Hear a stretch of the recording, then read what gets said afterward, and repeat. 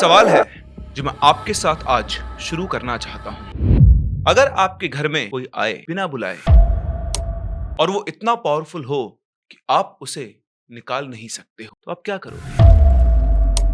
ज्यादातर लोग कहेंगे पुलिस या कोई बड़ा आदमी। भगवान से मांगोगे कि वो चला जाए, लेकिन क्या हो अगर वो चीज पुलिस से नहीं रही? क्या होगा अगर वो चीज भगवान के जितनी ही पावरफुल हो? और क्या हो कि अगर वो चीज आई ही इसलिए है क्योंकि वो जाने कब से तुम्हारी है?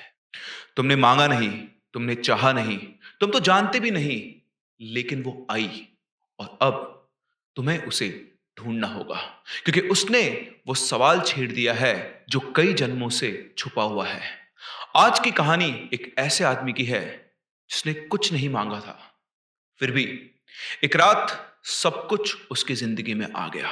ये राघव की पहली मुलाकात थी एक ऐसी दुनिया से जिसमें उसने कभी विश्वास नहीं किया। मैं हूं प्रिंस सिंह और यह है भैरवी एपिसोड 1। ध्यान से सुनिए, क्योंकि यह सिर्फ कहानी नहीं है। राघव शर्मा, उम्र 34 साल, नॉर्थ इंडिया के एक छोटे से कस्बे में गवर्नमेंट स्कूल टीचर।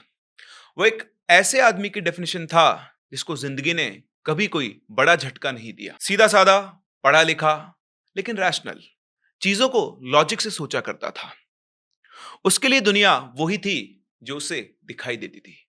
भूत, तंत्र, बकवास, अनपढ़ लोगों का धंधा, पास्ट लाइफ वास्ट लाइफ जैसी कोई चीज नहीं होती, ये राघव का मानना था। लेकिन जिंदगी में कुछ चीजें होती हैं, कुछ ऐसी चीजें जो हमारे लॉजिक से पहले शुरू हो जाती हैं, शायद हमारे जन्म से पहले। और कुछ ऐसी ही चीज राघव के साथ बचपन से होती थी जिसे उसने कभी भी सीरियसली नहीं लिया। सपने, वो सपने जो सपने लगते ही नहीं थे। कोई जंगल, रात का वक्त, दियों की रोशनी और एक औरत जिसका चेहरा उसे कभी क्लियर नहीं दिखता था।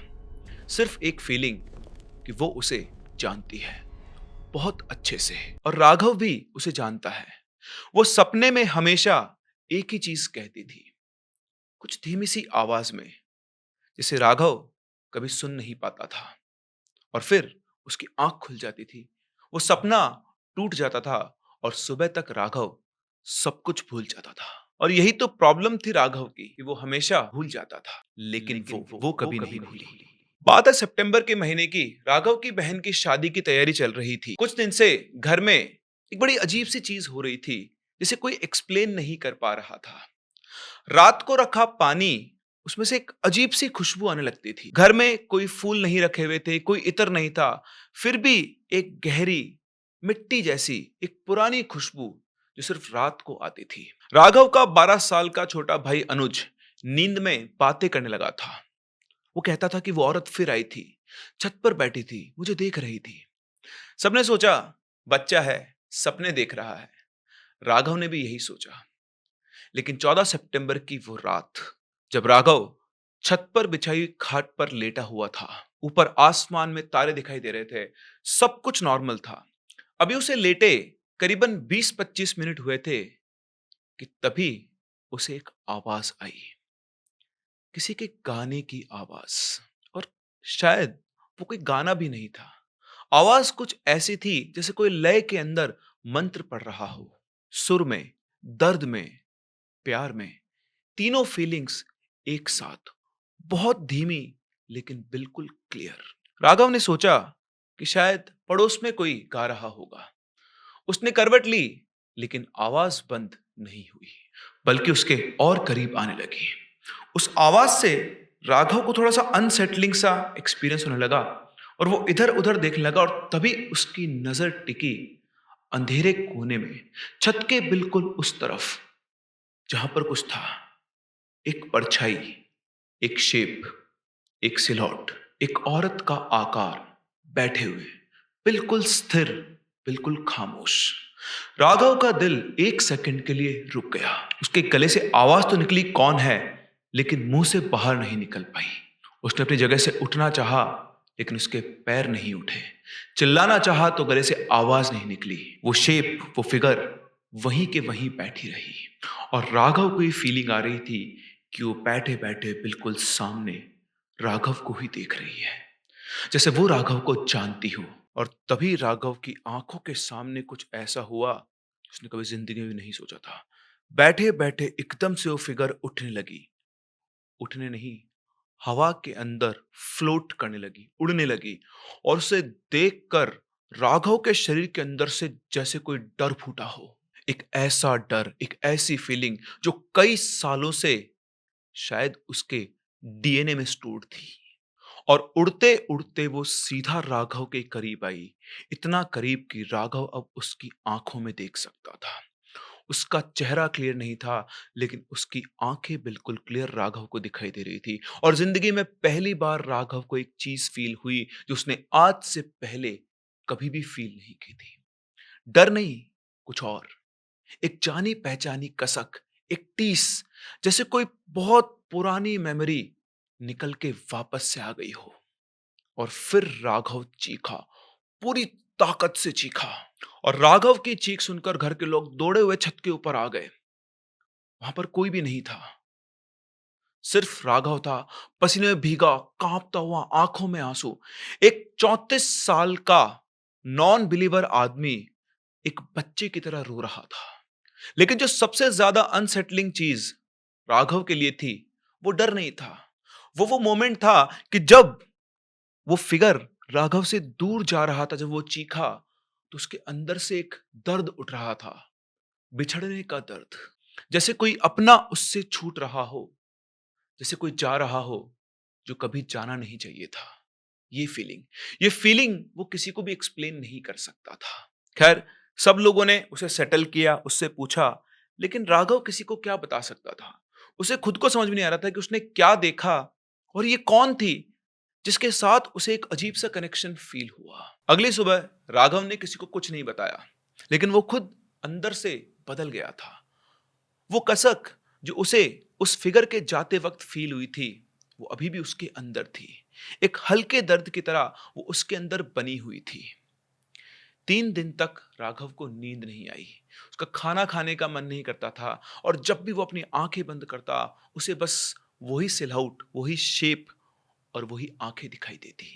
और अब उस इमेज के अंदर कोई डर नहीं था, बल्कि उसमें थी एक टीस, एक खिंचाव, जैसे दूर से कोई उसे बुला रहा हो। और चौथे दिन किस्मत से राघव की मुलाकात हुई पंडित बृजमोहन से, गांव के सबसे पुराने आदमियों में से एक, जिनके बारे में लोग इज्जत से भी बोलते थे और डर से भी। कहते थे कि बहुत कुछ जानते हैं पंडित बृजमोहन जी, ऐसा जो साधारण लोगों को पता नहीं होता है। राघव, जो इन चीजों में विश्वास नहीं करता था, उसने जिंदगी में पहली बार किसी ऐसे इंसान के पास जाकर मदद मांगी। पंडित जी ने राघव की पूरी बात सुनी, आंखें बंद करके खामोश होकर वो सुनते रहे। राघव जो बोलता रहा, उनके चेहरे पर कोई एक्सप्रेशन नहीं आया, जैसे वो पहले से ही सब जानते हो। और जब राघव चुप हुआ, पंडित जी ने आंखें खोली और सीधा पूछा, वो कसक सीने में अब भी है? राघव हैरान रह गया। उसने पंडित जी को ये बात नहीं बताई थी। उसने बोला कि हाँ, बिल्कुल है। पंडित जी ने एक लंबी सांस ली और बोले, ये पहली बार नहीं है राघव, ये पहली बार नहीं है कि उसने तुझे देखा है, और ये पहली बार भी नहीं है कि तू उसे जानता है। ये जो कसक है ना तेरे सीने में, कि कोई जाना पहचाना मिल गया है लेकिन याद नहीं आ रहा है, इसीलिए तुझे ये दर्द हो रहा है। जो चीज तूने देखी वो कोई लड़की या तेरी पड़ोसन नहीं, और ना ही वो कोई तेरी दुश्मन है। वो बहुत पुराने समय से तुझसे जुड़ी हुई है, और तेरी इस जिंदगी में वो आके देख रही है कि तू ठीक है या नहीं। पंडित जी की बात सुनकर राघव की आवाज कांप गई। पंडित जी कौन है वो? पंडित बृजमोहन एक पल के लिए शांत रहे, और फिर बहुत धीमी आवाज में उन्होंने सिर्फ एक शब्द कहा, भैरवी। भैरवी, ये क्या होती है? राघव ने पूछा। अब जो सवाल राघव ने पंडित बृजमोहन से पूछा, वही सवाल आपके मन में भी आ चुका है कि आखिर ये भैरवी क्या है। तो मैं आपको बता दूं कि हमारे भारतीय तंत्र विज्ञान में, जो दुनिया के सबसे पुराने और सबसे कॉम्प्लेक्स स्पिरिचुअल सिस्टम में से एक है, इसमें एक कॉन्सेप्ट है जो बहुत कम लोगों को पता होता है, और बहुत कम लोगों को एक्चुअली समझ में आता है। 10 महाविद्याएं, ये देवी शक्ति के 10 सुप्रीम फॉर्म्स हैं। काली, तारा, त्रिपुरा सुंदरी, भुवनेश्वरी, भैरवी, छिन्नमस्ता, धूमावती, बगलामुखी, मातंगी और कमला। भैरवी इनमें से एक फियर्स डिस्ट्रक्टिव फॉर्म है, यानी बहुत ही ज्यादा शक्तिशाली, और अगर क्रोध आ जाए तो तांडव मचा दे। भैरवी आपके ईगो, आपके इल्यूजन और हर वो चीज जो झूठी है उसे खत्म कर देती है। लेकिन तांत्रिक ट्रेडिशन में एक और मीनिंग है भैरवी का, एक प्रैक्टिकल जीवित मतलब। जब एक एडवांस्ड साधक, एक तांत्रिक प्रैक्टिशनर अपनी साधना में एक खास मुकाम पर पहुंचता है तो एक स्त्री शक्ति उसके साथ जुड़ जाती है हमेशा के लिए। एक फेमिनाइन एनर्जी जो चेतना यानी कॉन्शियसनेस रखती है, इच्छा रखती है, प्रेम रखती है, और ये भैरवी होती है। वो एक अलग डायमेंशन में एग्जिस्ट करती है, लेकिन इस दुनिया को देख सकती है, फील कर सकती है और इन्फ्लुएंस कर सकती है। वो अपने साधक की रक्षा करती है, उसकी शक्ति का सोर्स यानी स्रोत होती है। लेकिन ये शक्ति जिस शरीर में उतरती है वो हमेशा से भैरवी नहीं होती है, और यही सबसे इंपॉर्टेंट बात है। भैरवी भी पहले एक इंसान ही होती है, एक जीवित इंसान, एक स्त्री जो किसी परिवार का हिस्सा थी, और फिर कुछ ऐसा उसके साथ हुआ, एक प्रक्रिया, एक रिचुअल, एक साधना, जिसके बाद वो इस दुनिया से अलग हो गई, चाहे अपनी मर्जी से या फिर परिस्थितियों की वजह से, और वो बन गई किसी तांत्रिक की भैरवी। लेकिन कई बार इन उच्च स्तर के साधकों की भी कुछ भौतिक लालसाएं, प्रतिशोध या प्रेम उन्हें भी बांध लेता है, और कुछ ऐसा ही हुआ राघव के साथ भी, और वो परछाई शायद राघव को ढूंढते हुए ही यहां आई थी।